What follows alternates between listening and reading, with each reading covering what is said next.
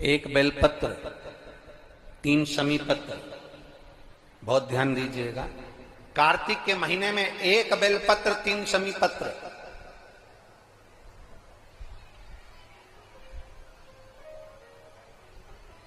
कार्तिक के महीने की दोनों अष्टमी में से किसी भी अष्टमी पर, चाहे उजाले की हो चाहे अंधेरे की, शुक्ल पक्षी की हो चाहे कृष्ण पक्ष की, 1 बेलपत्र 3 शमी पत्र।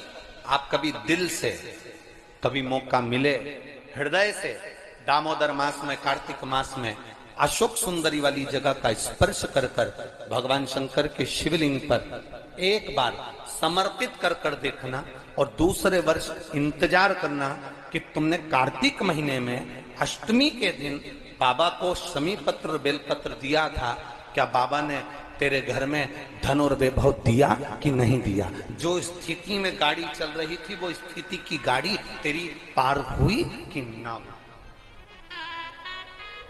कितने बेलपत्र? बोलो बोलो, जम के बोलो जरा। कितना शमी पत्र?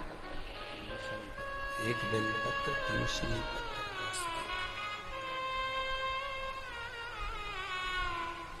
कभी स्मरण में लाइएगा।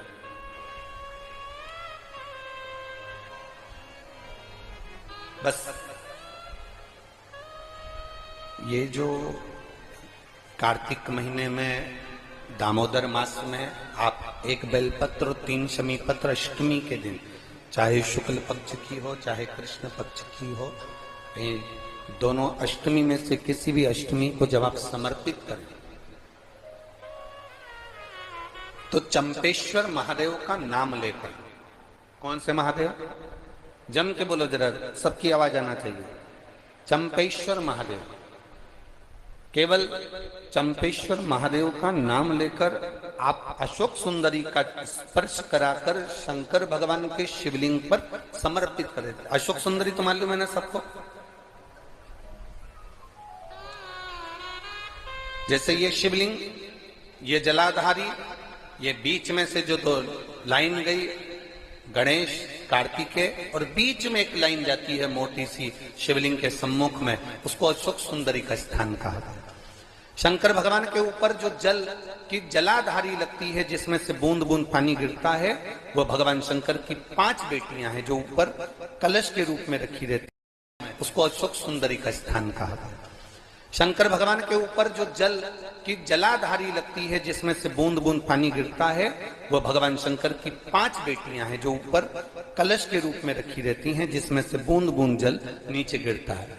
जया, विषहरा, शामली बारी, दौतली, देव। शिव जी की 5 बेटी, शंकर भगवान की 6ठी बेटी अशोक सुंदरी बीच में।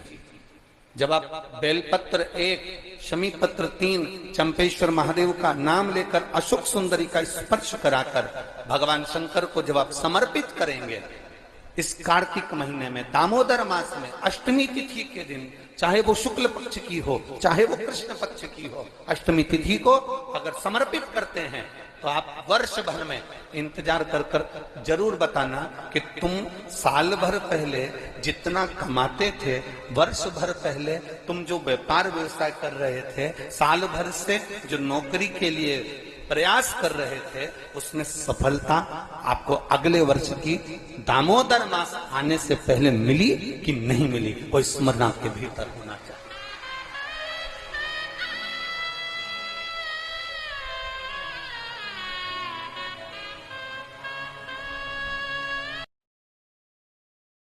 कि नारी के मुख